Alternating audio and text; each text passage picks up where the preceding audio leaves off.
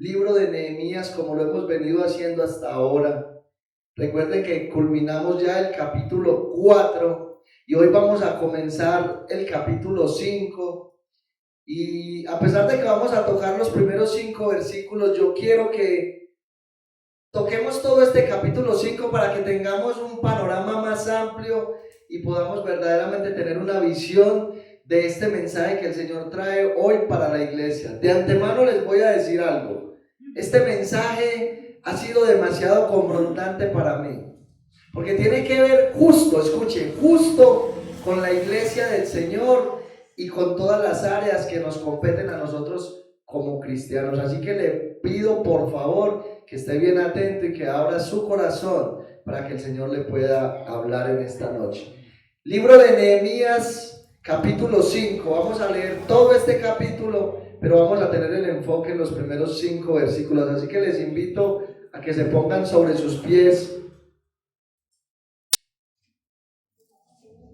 Y en esta noche leemos la palabra del Señor en el nombre del Padre, en el nombre del Hijo y del Espíritu Santo de Dios, Dios Padre, Hijo y Espíritu Santo. A Él damos toda la gloria. Y la iglesia dice, dice así la palabra del Señor. Entonces hubo gran clamor del pueblo y de sus mujeres contra sus hermanos judíos. Había quien decía, nosotros, nuestros hijos y nuestras hijas somos muchos. Por tanto, hemos pedido prestado grano para comer y vivir. Y había quienes decían, hemos empeñado nuestras tierras, nuestras viñas y nuestras casas para comprar grano a causa del hambre.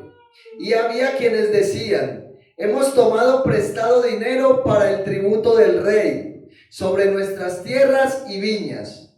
Ahora bien, nuestra carne es como la carne de nuestros hermanos, nuestros hijos como sus hijos. Y he aquí que nosotros dimos nuestros hijos y nuestras hijas a servidumbre, y algunas de nuestras hijas lo están ya. Y no tenemos posibilidad de rescatarlas porque nuestras tierras y nuestras viñas son de otros.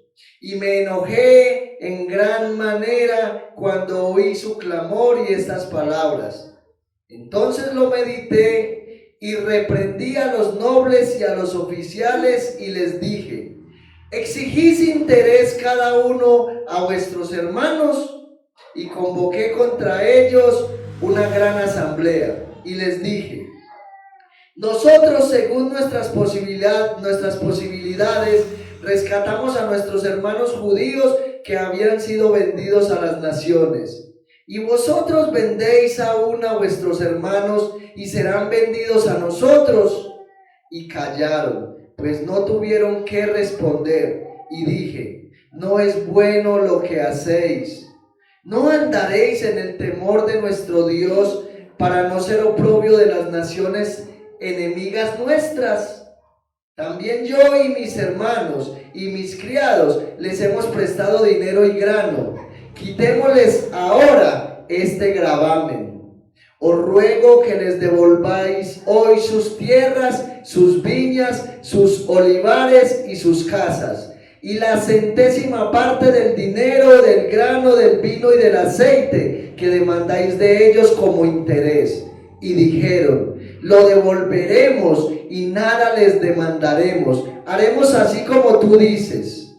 Entonces convoqué a los sacerdotes y les hice jurar que harían conforme a esto. Además sacudí mi vestido y dije, así sacuda Dios de su casa y de su trabajo a todo hombre que no cumpliere esto.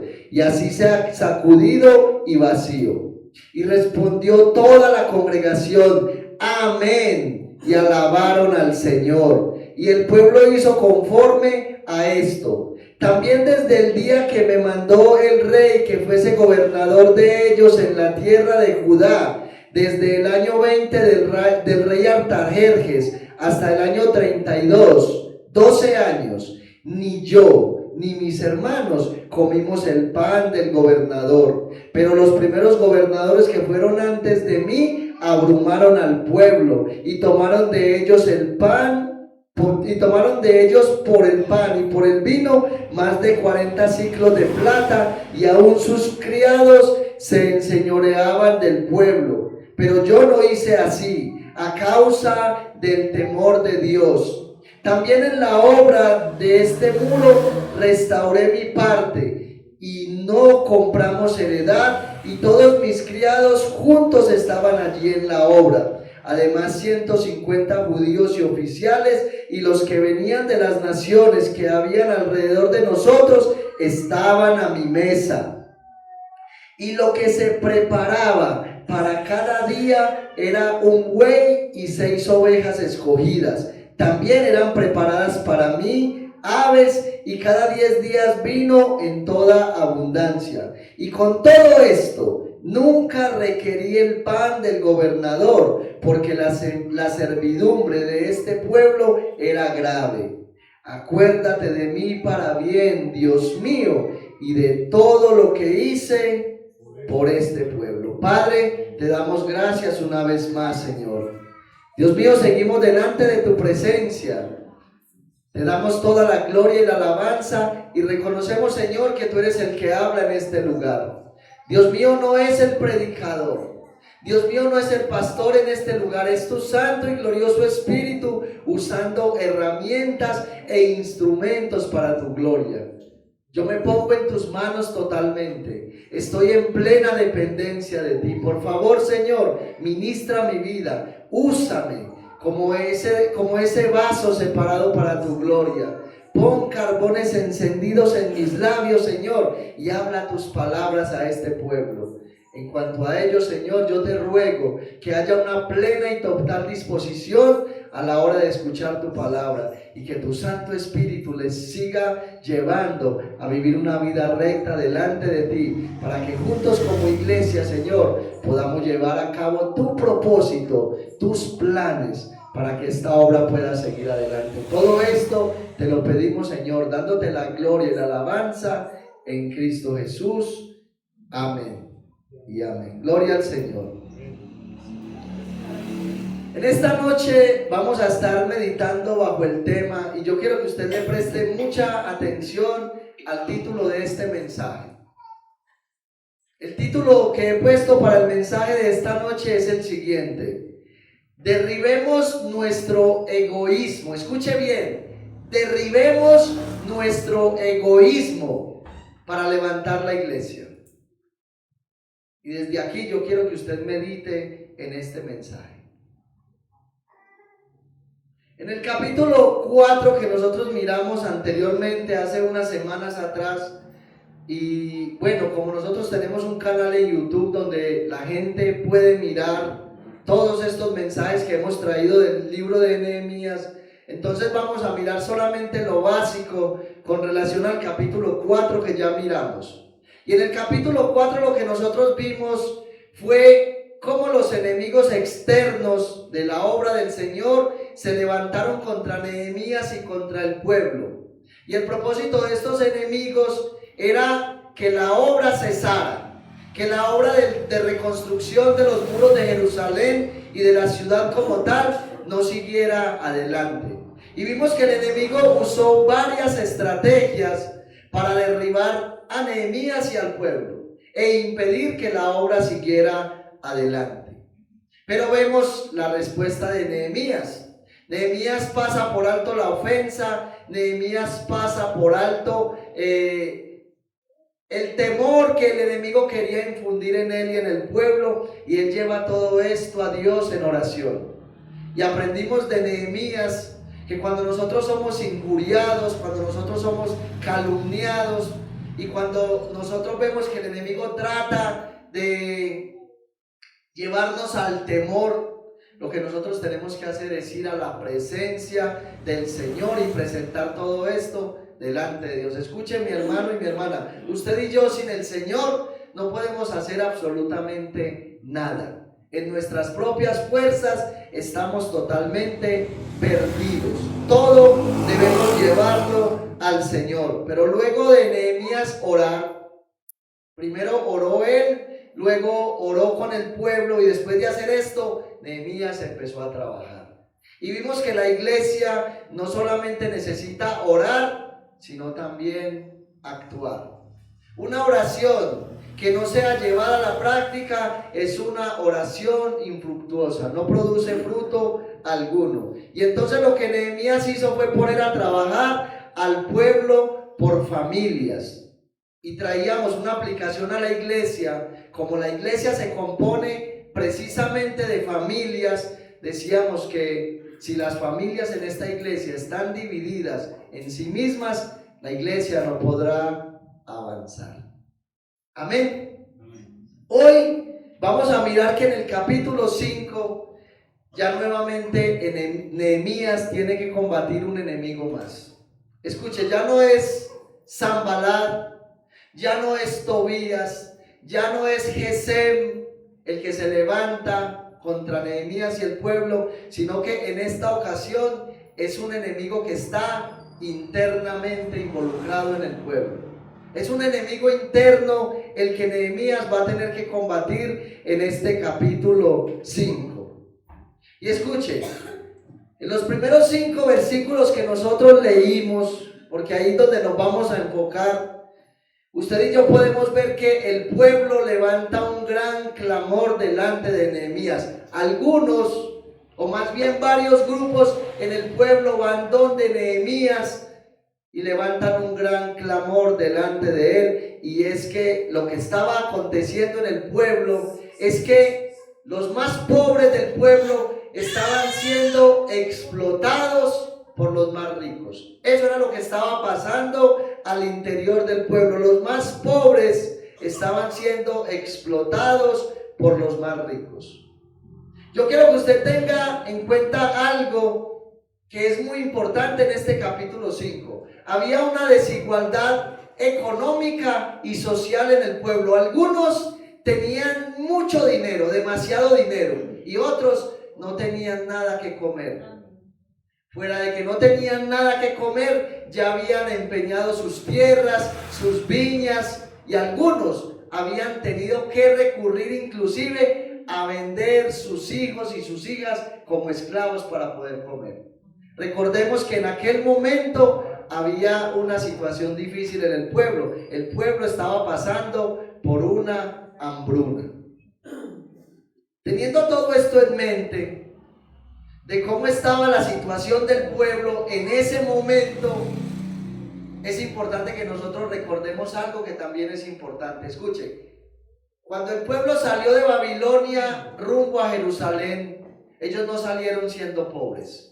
Ellos no salieron siendo pobres, escuche, ellos salieron con muchas riquezas de Babilonia. Y recordemos que el primer grupo de judíos que regresó a Jerusalén bajo el liderazgo de Zorobabel fueron aproximadamente 50,000 judíos que regresaron durante el decreto del rey Ciro de Persia. Y escuche esto que dice el libro de Esdras, en el capítulo 1, versículos 6, 7 y versículo 11. Mire cómo salió el pueblo para que usted tenga una idea de lo que estaba pasando con el pueblo. Mire lo que dice. Versículos 6 y 7 dice: y todos los que estaban en sus alrededores les ayudaron con plata y oro, con bienes y ganado, y con cosas preciosas, además de todo lo que se ofreció voluntariamente. Y el rey Ciro sacó los utensilios de la casa del Señor que Nabucodonosor había sacado de Jerusalén, y los había puesto en la casa de sus dioses. Versículo 11. Todos los utensilios de oro y de plata eran, escuche, utensilios de oro y de plata, eran 5,400. Todos los hizo llevar Sesbazar con los que subieron del cautiverio de Babilonia a Jerusalén. Imagine, pese 5,000 utensilios de oro y 5,000 utensilios de plata, cucharas, tenedores, tazones, etcétera, etcétera. Un mero tazón podía pesar aproximadamente, pongámosle bajito, 50 gramos. ¿Y cuánto vale 50 gramos de oro? Escuche, fueron 5,400 utensilios de oro y de plata. O sea, el pueblo no salió pobre de Babilonia, salieron siendo ricos. Y si usted evalúa el capítulo 7 del libro de Esdras, se lo dejo como tarea, usted se va a dar cuenta que bajo el liderazgo de Esdras, también este rey Artajerjes les dio muchas riquezas a ellos para salir. O sea que estamos diciendo de que ellos realmente llegaron a Jerusalén teniendo lo suficiente para reconstruir la ciudad y para tener una igualdad dentro del pueblo. ¿Qué fue lo que pasó entonces? Porque el pueblo llegó a este estado tan crítico, tan deplorable. Es muy sencillo. Cuando un pueblo se aparta de los principios de Dios y deja de obedecer los mandamientos que Dios ha dado a través de su palabra, ese es el fin que le espera a un pueblo que se aparta de Dios. Ya ustedes pudieron ver el panorama de los primeros 5 versículos, ¿cierto? Que algunos llegaron donde Nehemías y le dijeron: Nehemías, no tenemos que comer, estamos totalmente empeñados. Los otros dicen: nos quedamos sin las tierras porque ya las tuvimos que empeñar. Los otros tuvieron que pedir prestado para poder dar el tributo del rey, y algunos tuvieron que vender sus hijos y sus hijas como esclavos. Es decir, los que estaban arriba estaban abusando de los que estaban abajo, y cada día estos se hacían más ricos y estos que estaban abajo cada día se hacían más pobres, hasta el punto de tener que vender sus hijos como esclavos. Pero escuche, mire lo que Dios le dijo al pueblo en la ley de Moisés de cómo tenían que actuar con aquellos hermanos que estaban en una pobreza extrema. Levítico capítulo 25 versículo 35. Mira el mandato que Dios le da al pueblo. Vamos a mirar 3 versículos. Levítico 25, 35 dice así: y cuando tu hermano empobreciere y se acogiere a ti, dice, tú lo ampararás, como forastero y extranjero vivirá contigo. O sea, el Señor no le dice: si su hermano viene a usted buscando que usted lo socorra porque está en una pobreza extrema, no lo explote. Usted lo tiene que amparar, lo tiene que acoger de la misma manera que usted acoge a un forastero. El forastero de por sí no tiene nada que ofrecer. En otras palabras, desinteresadamente lo acogerás contigo. Versículo 36. No tomarás de él usura, es decir, si le prestas grano, trigo o dinero o alguna cosa le prestas, no le exigirás intereses. Estos del pueblo estaban cobrando intereses, y un interés muy caro. Entonces dice: no tomarás de él usura ni ganancia, si no tendrás temor de tu... Preste bien atención a esta frase: si no tendrás temor de tu Dios, y tu hermano vivirá contigo. Versículo 39. Y cuando tu hermano empobreciere, estando contigo, y se vendiere a ti, no le harás servir como esclavo. ¿Se da cuenta lo que ellos tuvieron que hacer? Vender sus hijos y sus hijas como esclavos. Y mire lo que Dios les decía en la ley: si tu hermano empobreciera estando contigo y se vendiere a ti, o sea, voluntariamente, no le harás servir como esclavo, como criado, o sea, como mayordomo, como extranjero estará contigo, hasta el año del jubileo te servirá. Escuche, cuando Dios le dijo a la nación de Israel, cuando Dios sabía que Israel iba a tomar posesión de la tierra prometida, ¿qué les dijo Dios? Bueno, ustedes van a trabajar la tierra 6 años, y al 7º año será jubileo, es decir, van a descansar el 7º año. Y si alguien del pueblo es su criado, trabaja como mayordomo para ustedes, en el 7º año ustedes lo van a dejar libre. No, ellos no estaban haciendo así. Ellos estaban tomando a los propios judíos como esclavos. Y Dios había dicho en la ley que solamente los de afuera podían comprarlos como esclavos y tratarlos como esclavos. A los que eran del pueblo no los podían tratar como esclavos, sino como criados, o sea, como mayordomos. Es muy diferente uno estar en una casa como mayordomo a estar como esclavo, porque el mayordomo trabaja por un salario, pero es un hombre libre. El esclavo es un hombre que le pertenece a alguien. Ahora, ¿a quién le pertenecía al pueblo? A Dios. El pueblo de Dios solamente le pertenece a Dios. Ahora, escuche esto. Yo quiero que usted evalúe este cuadro que acabamos de ver. Los hombres de arriba explotando a los que están abajo, ¿sí o no? Y vamos a mirar un cuadro diferente. Yo quiero que miremos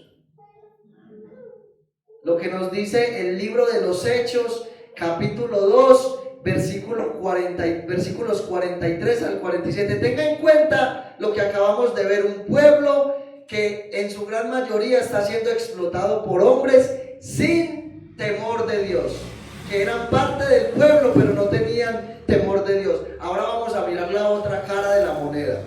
Hechos capítulo 2, versículos 43 al 47. Y sobrevino temor a toda persona, y muchas maravillas y señales eran hechas por los apóstoles. Todos los que habían creído estaban juntos y tenían en común todas las cosas, y vendían sus propiedades y sus bienes, y lo repartían a todos según la necesidad de cada uno, y perseverando unánimes cada día en el templo y partiendo el pan en las casas, comían juntos con alegría y sencillez de corazón, alabando a Dios y teniendo favor con todo el pueblo. Y el Señor añadía cada día a la iglesia los que habían de ser salvos. ¿Usted ve una diferencia en estos dos cuadros? Es una diferencia total. Porque lo primero que nos dice el versículo 43 es que sobrevino temor. Y este temor es un temor que es una mezcla entre asombro por lo que los apóstoles hacían, pero también una reverencia al Espíritu Santo que estaba haciendo esas maravillas en medio de ellos. ¿Y cómo manifestaban ellos esa reverencia a Dios? Viviendo en unidad y en armonía. Los que tenían mucho que hacían, vendían sus propiedades para que aquellos más pobres no tuviesen necesidad de nada. Mire qué cuadro tan diferente. Mientras que aquellos judíos que eran los nobles y los oficiales estaban explotando el pueblo para enriquecerse sin importar hasta dónde ellos iban a llegar. Estos de la iglesia primitiva estaban vendiendo sus posesiones para que a ninguno le faltase nada. Usted ve unidad y armonía en la iglesia del primer siglo, pero usted ve el pueblo de Israel de aquella época dividido. Amén. Entonces podemos ver dos cosas aquí. Número uno, ¿por qué el pueblo había llegado a este estado? Número uno, porque no había temor de Dios. Y número dos, porque no había unidad en el pueblo. Y esas son las dos cosas en las cuales Dios quiere trabajar en esta iglesia por medio de este libro de Nehemías. Número uno, que usted y yo aprendamos a tener temor de Dios. Y número dos, que usted y yo como hermanos vivamos en unidad y en armonía. Que verdaderamente seamos un solo cuerpo en Cristo Jesús. ¿Sabe para qué fue que Cristo vino a morir en la cruz del Calvario? Para salvar un grupo de hombres y mujeres pecadores y llevarlos a vivir en amor los unos para con los otros. Este pueblo estaba dividido, no había amor en ellos. Ahora, si usted evalúa este capítulo 5 de Nehemías, usted se va a dar cuenta que lleva un título. ¿Y sabe cuál es el título? Abolición de la usura. Es decir, Nehemías abolió la usura. Ahora le pregunto a usted, basado en lo que hemos visto hasta ahora, ¿usted cree que el problema del pueblo se llamaba usura?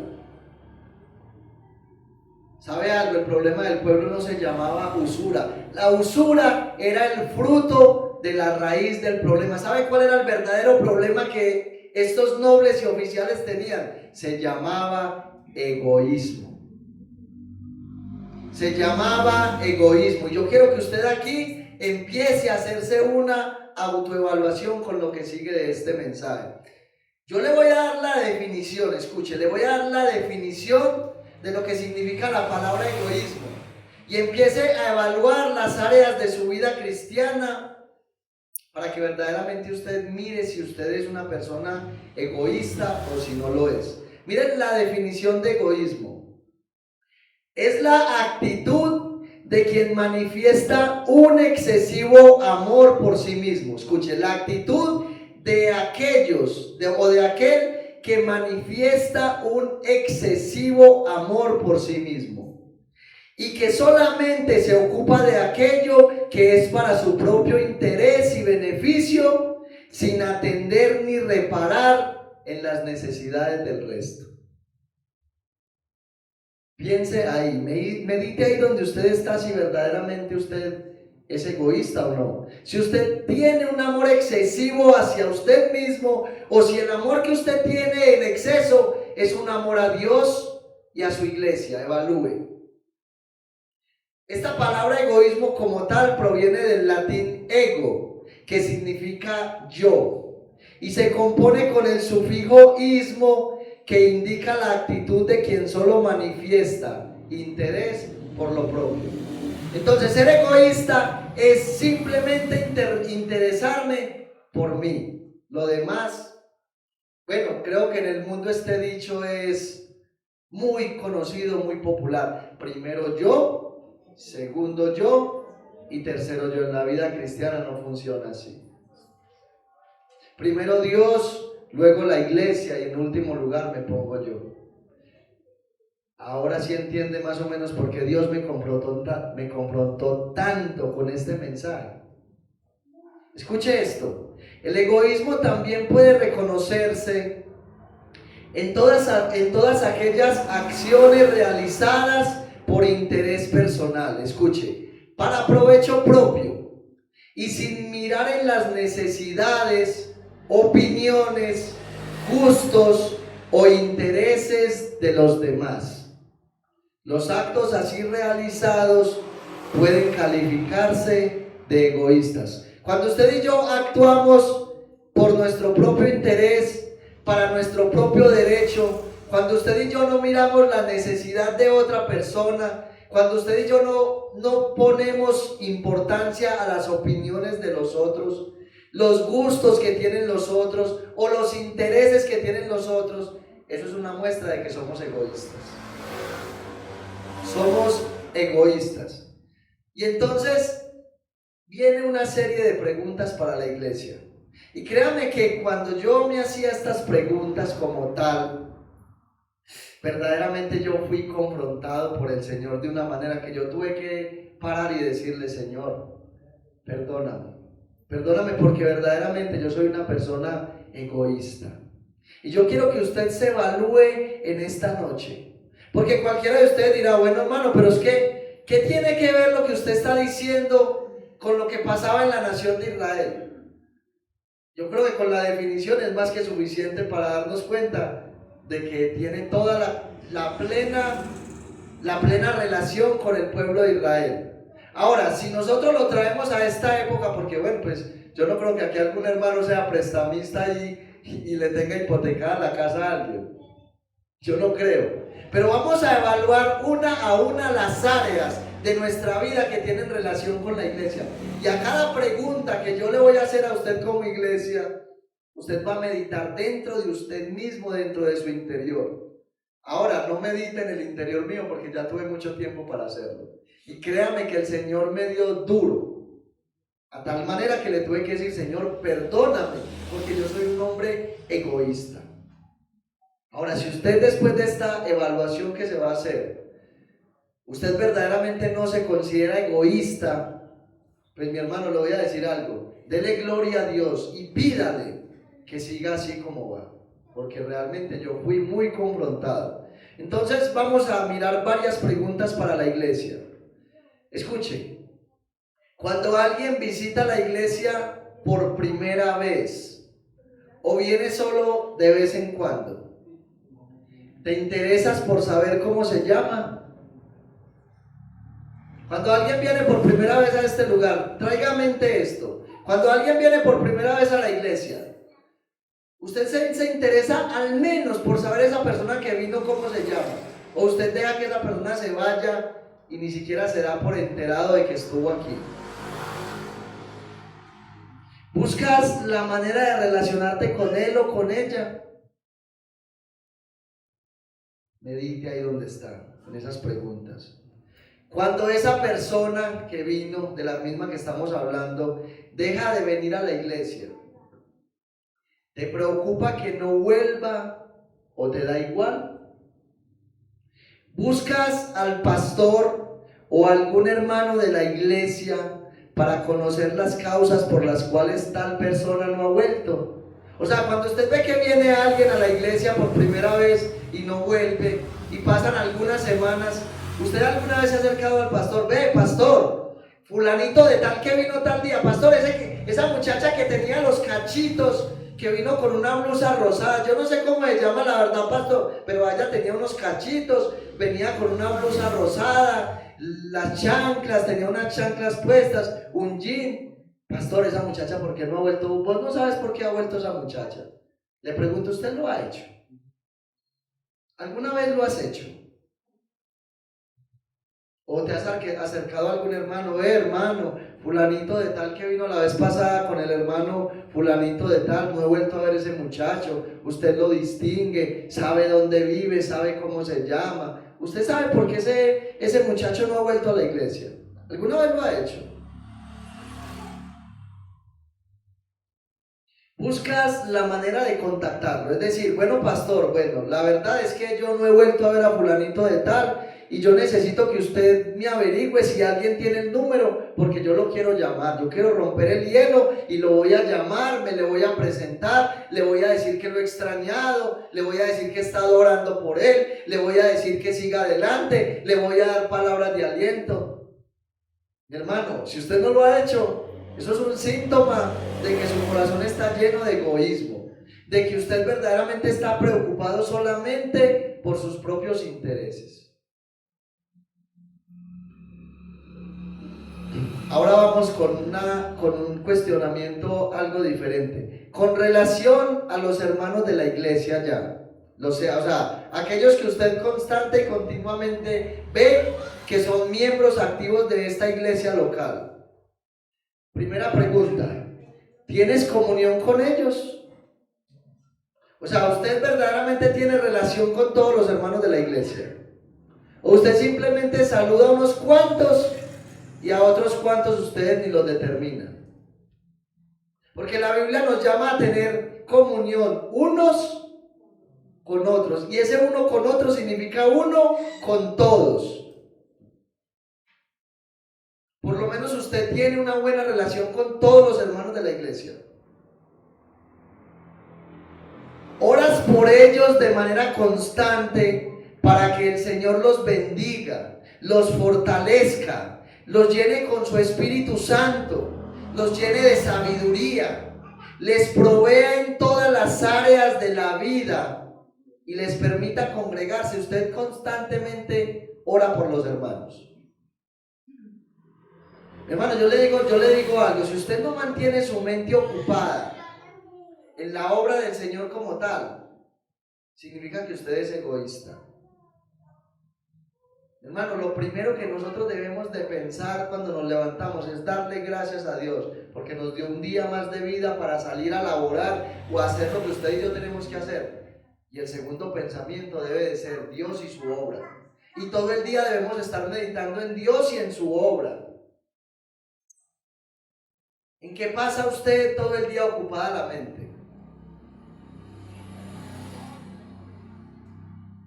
Y usted sí ora por todas estas cosas, para que el Señor bendiga a su hermano, para que el Señor lo fortalezca, para que lo llene de su Espíritu Santo, para que le dé sabiduría, para que el Señor le provea en todas las áreas. Hermanos, son tantas las áreas en las cuales usted y yo necesitamos que el Señor trabaje.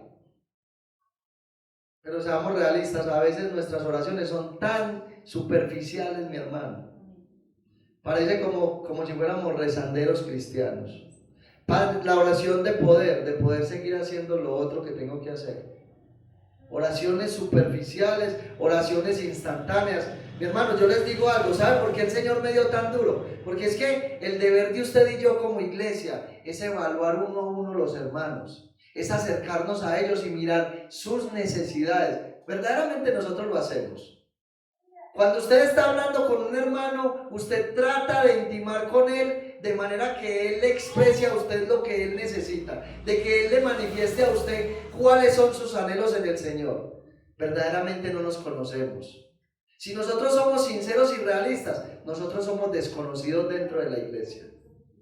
Porque nuestra relación es una relación superficial. Y no estoy hablando de volvernos chismosos, de ir a un extremo de querer saber hasta las cosas íntimas de los hermanos. No, estamos hablando con relación a lo espiritual, de acercarnos a un hermano. Mi hermano, bueno, usted en el Señor, ¿qué quiere? ¿Usted qué espera? ¿Usted de qué manera le quiere servir al Señor? ¿Cuál es ese don que usted cree que hay en usted para usted servirle al Señor? ¿Alguna vez hemos hecho eso?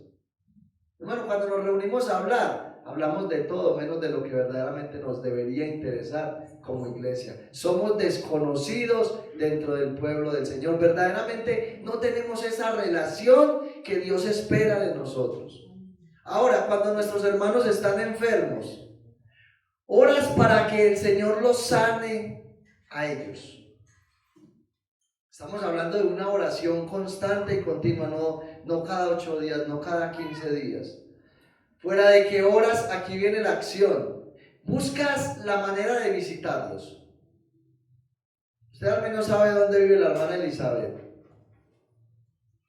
Usted al menos sabe dónde viven los hermanos que están enfermos en esta iglesia. Mi hermano, por eso el Señor me dio tan duro. Es que al primero que Dios le da duro es al que está preparando el sermón. Pero ¿sabe cuál es el propósito? Que todo esto lo llevemos a la práctica.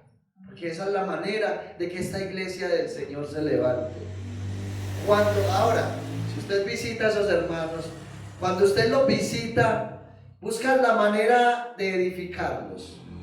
¿Cómo así, mi hermano? Sí, porque hay visitas que dañan. Bueno, es un hermano bien enfermo. La enfermedad de por sí trae algunas cosas a la vida del cristiano. En ocasiones trae depresión, en ocasiones trae desánimo, en ocasiones trae duda.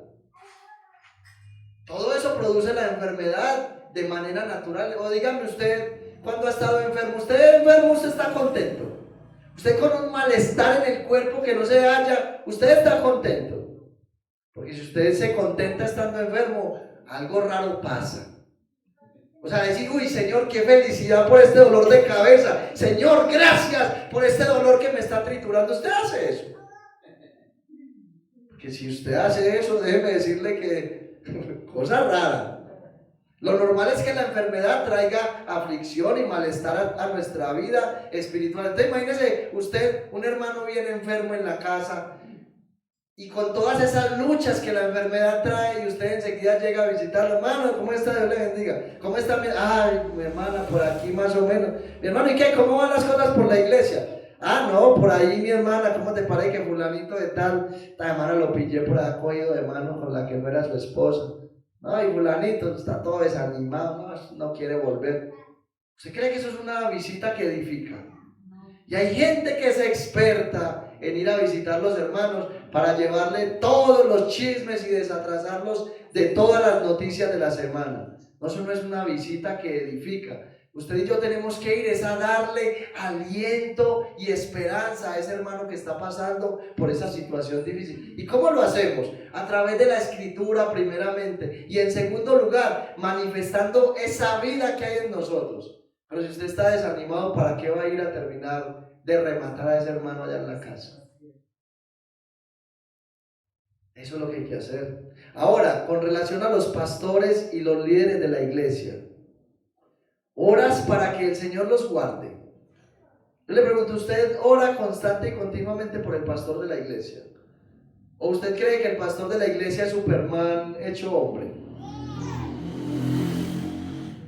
El pastor de la iglesia, los que ministran en la iglesia, los que sirven en la iglesia, necesitan la oración de la iglesia, principalmente para que el Señor los guarde. ¿Y para que el Señor guarde al pastor de qué? Solamente del adulterio. No, mi hermano, hay otras cosas con las cuales el pastor de esta iglesia tiene que batallar todos los días. Tiene que batallar con su orgullo. Tiene que batallar con la tentación. Y no es simplemente la tentación en el área sexual, es la tentación en la cual muchos pastores han caído hoy en día. ¿Saben cuál? En vender el mensaje, en suavizar el mensaje para que la iglesia se llene. ¿Usted sabe cuántas iglesias, cuántos pastores han empezado predicando la sana doctrina y de un momento a otro se han torcido? ¿Y sabe por qué se han torcido? Porque se han dado cuenta que cuando la palabra del Señor se predica desde el púlpito como está escrita, a la mayoría de gente no le gusta y se va. Y como hay ausencia de dinero, y como la economía está por el piso, y como ellos lo que quieren es plata, entonces ellos optan por darle un mensaje diferente a la iglesia. ¿Y sabe cuál es el mensaje de esos pastores hoy en día? Descubre ese campeón que hay dentro de ti. Sácalo a relucir para que todo el mundo conozca la luz de Cristo que hay en ti. ¿Y sabe cuál es el mensaje de la Biblia? Cuidado con ese monstruo que usted tiene adentro. Crucifíquelo todos los días en oración, en dependencia de Dios. Pero a la gente no le gusta eso. A la gente le gusta que le diga: estás viviendo en adulterio, en fornicación, tranquilo, así el Señor te ama y así el Señor te quiere usar. El mensaje predilecto de los pastores hoy en día, ¿sabe cuál es? El Señor te ama tal y como eres. Mentira. El mensaje es: el Señor te ama a pesar de lo que eres, pero no te ama como eres, porque Él quiere formar el carácter de Cristo en ti. Entonces hay que orar por el pastor, para que el pastor tenga todos los días la victoria contra su orgullo, contra ese deseo de tener fama, popularidad, de enriquecerse a costa de la iglesia. Hoy en día hay pastores que se han desviado, pero ¿saben en muchas ocasiones por qué los pastores se desvían de la fe? Porque la iglesia no ora por ellos. Nosotros tenemos que tener en cuenta que el pastor de este lugar es un pastor de carne y hueso. Oras para que el Señor lo llene de gracia y sabiduría. Oras por los pastores para que ellos siempre enseñen la sana doctrina y no tuerzan el mensaje. Ahora, con relación a la economía de la iglesia, eso es algo bien importante. Mi hermano, nunca pierda de vista la economía de la iglesia. Y aquí vienen unas preguntas donde yo espero que usted verdaderamente medite, porque es necesario meditar en estas preguntas. ¿Das tu mejor ofrenda para la iglesia? ¿O eres de los que invierten más para tus propios gustos?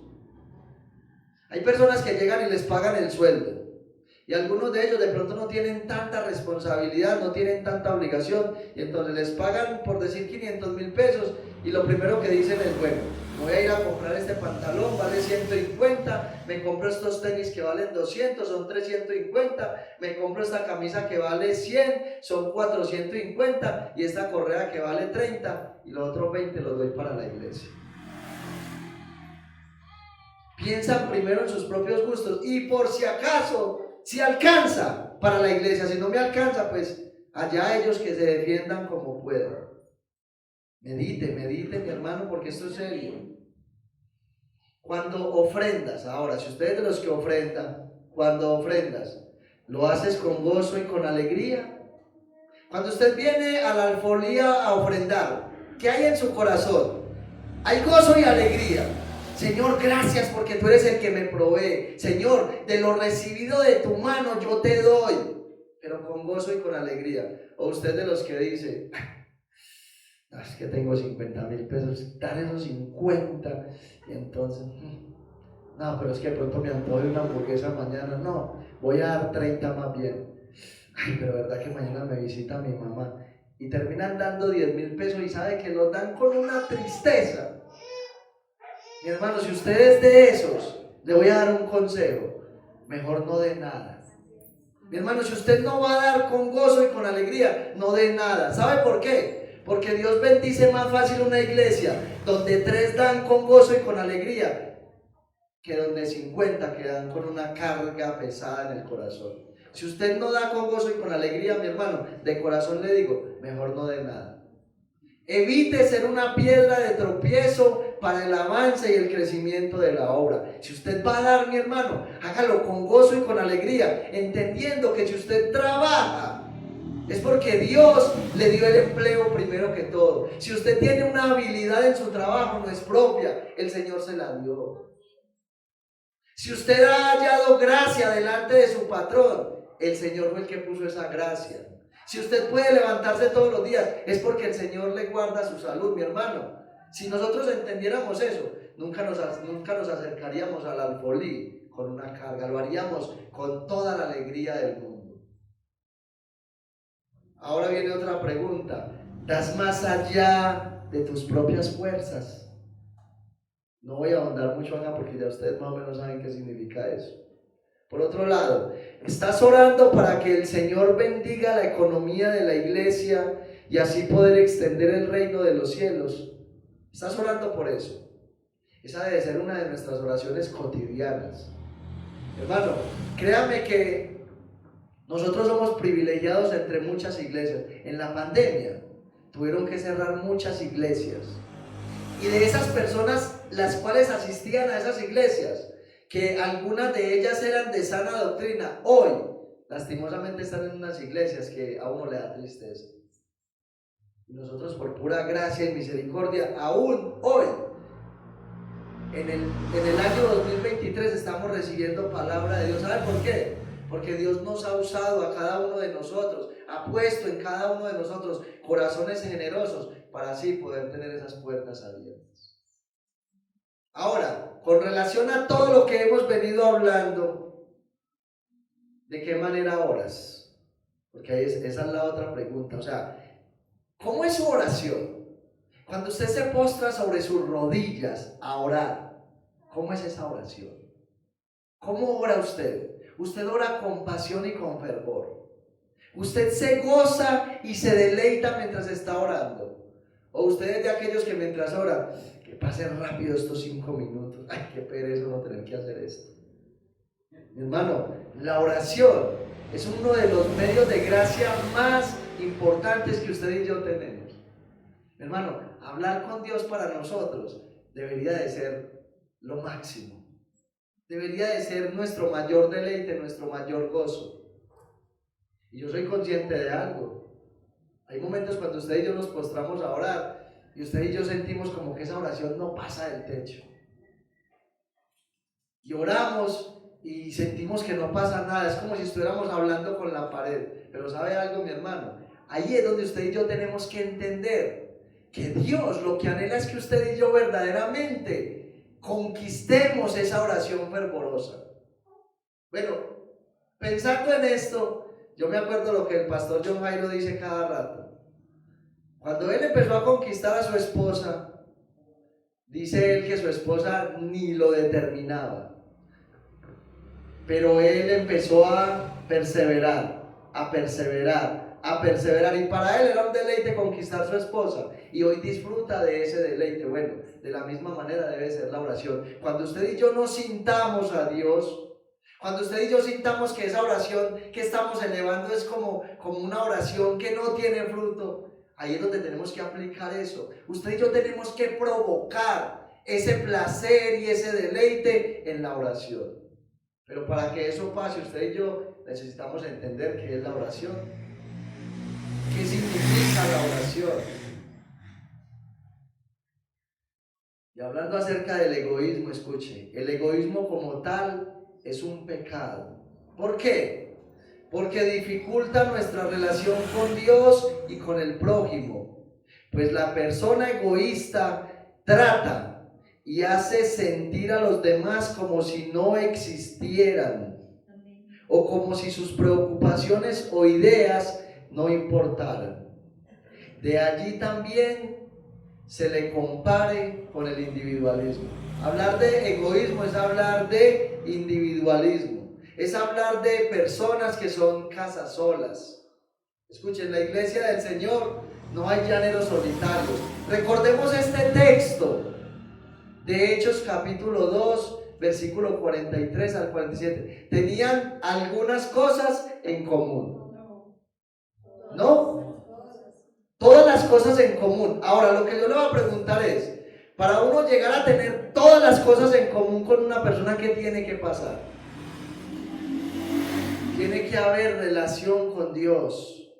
Tiene que haber relación con Dios. ¿Por qué? Porque es que usted y yo tenemos que ponernos de acuerdo con Dios en lo que dice su palabra y no esperar que Dios esté de acuerdo con nosotros.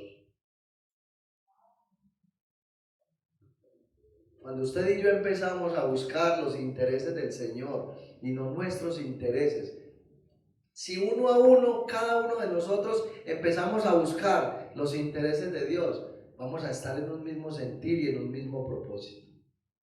Vamos a llevar a la práctica todas estas cosas.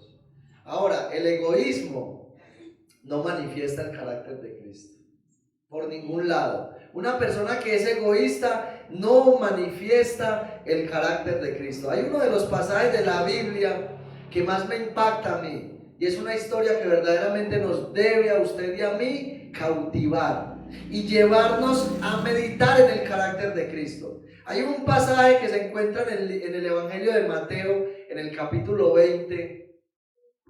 Se acerca la mamá de dos de los discípulos de Jesús y le dice al Señor: Señor, te traigo una petición. Y el Señor le dice: ¿qué será? Y ella le dice: Señor, cuando estés en tu reino, yo te pido que por favor sientes a mis dos hijos a tu lado, el uno a la derecha y el uno a la izquierda. Y el Señor lo que le dice es: usted no sabe, no tiene ni idea de lo que usted está pidiendo. Pero el Señor, luego de decirle unas cuantas cosas a esta mujer, ya los llama a ellos y les dice: bueno, en el mundo secular pasa que los gobernantes buscan enseñorearse de sus gobernados, pero entre ustedes no va a ser así. El que quiera ser el primero de ustedes tendrá que ser el último. En otras palabras, el que quiera ser el más grande en la iglesia tiene que servirle al otro, tiene que dejar de lado el egoísmo. Y el Señor se pone como ejemplo ante ellos, y mire lo que les dice en el versículo 27 y 28. Dice: y el que quiera ser el primero entre vosotros será vuestro siervo. Y se pone él como ejemplo: como el Hijo del Hombre no vino para ser servido, sino para servir y para dar su vida en rescate por muchos. Recordemos el contexto que estaba viviendo el pueblo. Los más grandes se estaban enseñoreando de los más pequeños. ¿Y cuál fue el mandato de Dios en la ley? Si su hermano empobrece, si su hermano se acerca a usted buscando que usted lo proteja, lo guarde, lo ayude a salir de su situación, usted lo va a tratar a él como un extranjero. En otras palabras, recíbalo sin interés, porque él no tiene nada a cambio que entregar. En otras palabras, sea el siervo de aquel hermano que no tiene nada para darle.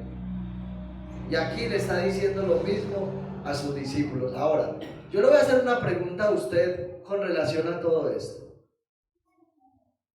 ¿Usted se considera una persona egoísta como me considero yo?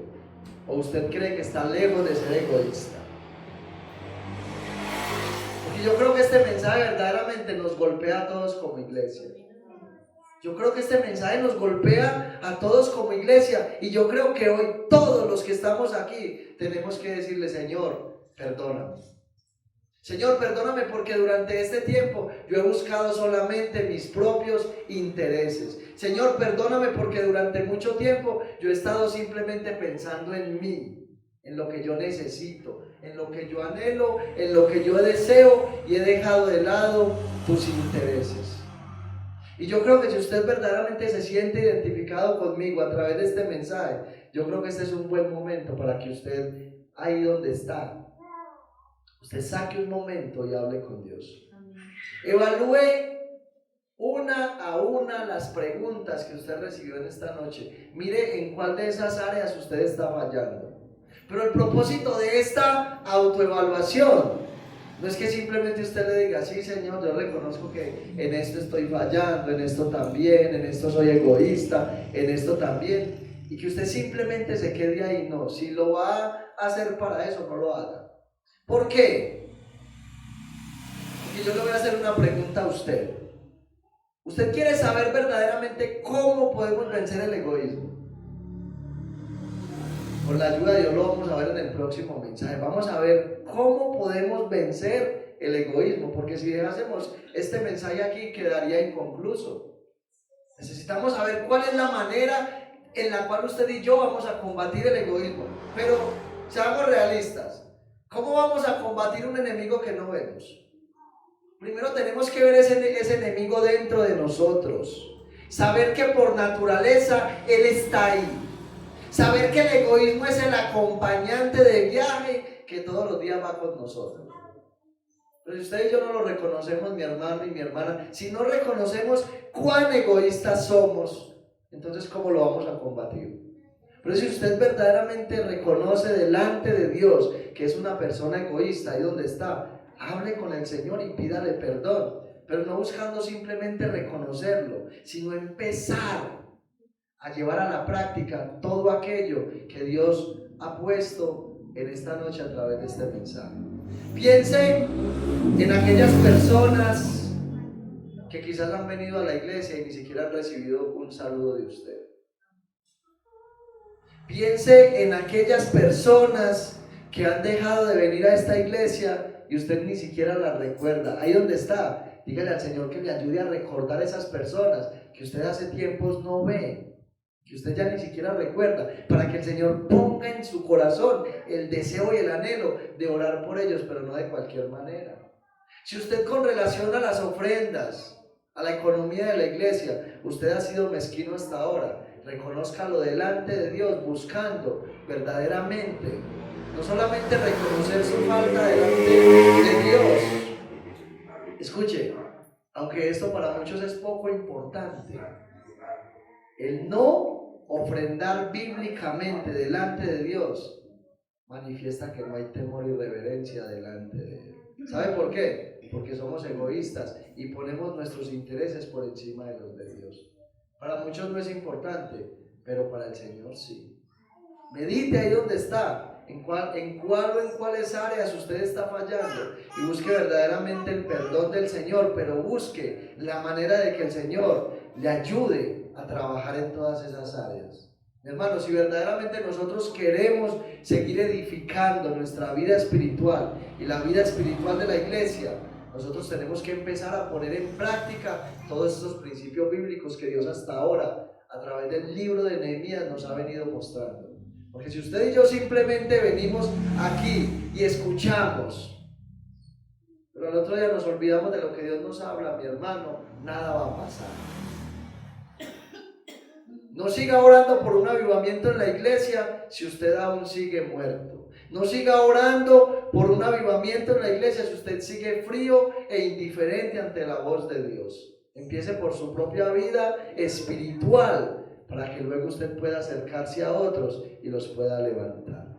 Espero que este mensaje verdaderamente sea de bendición para cada uno de ustedes y que podamos verdaderamente seguir adelante levantando los muros de nuestra vida espiritual y los muros de la iglesia. Espero que Dios, a través de este mensaje, le muestre ese enemigo interno y usted pueda empezar a combatirlo con la ayuda del Espíritu Santo en plena y total dependencia de Él. Amén. Póngase sobre sus pies y vamos a orar, vamos a darle gracias a Dios por su palabra. Padre, una vez más te damos gracias, una vez más, Señor, te damos toda la gloria. Dios mío, qué bueno eres. Señor, qué preciosa y maravillosa y majestuosa es tu palabra. Gracias por hablarnos una vez más, Señor. Gracias, Dios mío, porque de cada libro de la Biblia, de cada página, de cada verso, de cada texto, Señor, tenemos tantas cosas maravillosas para extraer a nuestra propia vida. Hoy, Señor, nos has mostrado ese enemigo interno llamado egoísmo, ese enemigo interno que por naturaleza siempre ha estado, está y estará dentro de nosotros. Ayúdanos a identificarlo, Señor.